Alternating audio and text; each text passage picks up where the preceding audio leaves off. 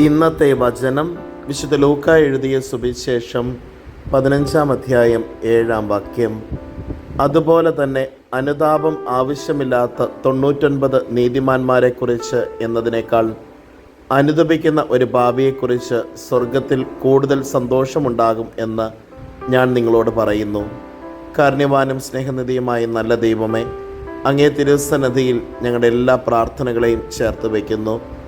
ഈശോനാഥ, യഥാർത്ഥ അനുതാപത്തിൻ്റെ അരൂപിയാൽ നിറയപ്പെടുവാനും പാപങ്ങൾ ഏറ്റുപറഞ്ഞ് നല്ലൊരു കുമ്പസാരത്തിലൂടെ ഞങ്ങളെ തന്നെ വിശുദ്ധീകരിക്കുവാനും കൃപയും അനുഗ്രഹവും ഞങ്ങൾക്ക് നൽകണമേ.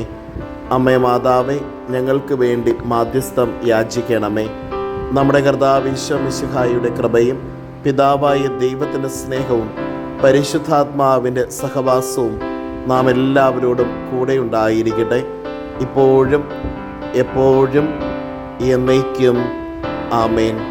ഇന്നത്തെ നിയോഗം, നല്ലൊരു കുമ്പസാരം നടത്തുവാനുള്ള കൃപയ്ക്ക് വേണ്ടി പ്രാർത്ഥിക്കാം.